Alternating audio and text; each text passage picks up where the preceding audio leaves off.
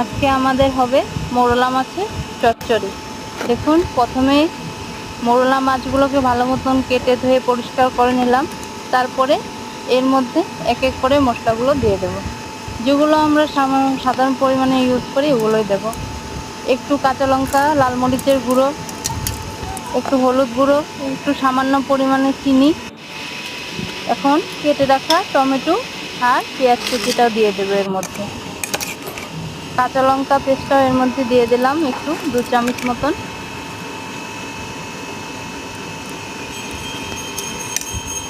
এখন স্বাদ অনুযায়ী লবণ দিয়ে দেব।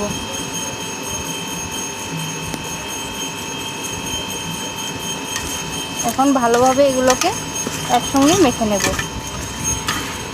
ভালোভাবে মেখে নিচ্ছি, এগুলোর মধ্যে যাতে ভালোভাবে মশলাগুলো ঢুকতে পারে। দেখতে থাকুন বন্ধুরা, ভালো লাগলে নিশ্চয়ই একটা লাইক এবং শেয়ার করে দেবেন।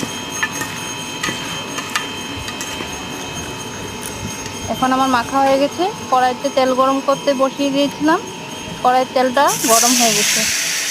মাখাতেও তেল দিয়েছি, তাই কড়াইতে একটু করে তেল দিলাম। এখন কড়াইতে ঢেলে বসিয়ে দিলাম। দেখুন প্রায় হয়ে আসছে। এখন সুন্দর করে দিয়ে দিলাম মাছগুলোকে। জল ঢেলে দেব একটু সেদ্ধ হওয়ার জন্য। যে বাটিটাতে মেখেছিলাম ওইটাই জলটুকু দিয়ে দিলাম। এখন একটু আস্তে আস্তে নাড়িয়ে দেব যাতে মাছগুলো ভেঙে না যায়।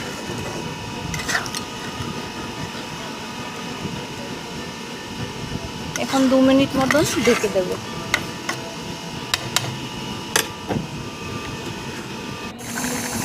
দেখুন আমার মাছটা প্রায় হয়ে আসছে, হয়ে গেছে আমার।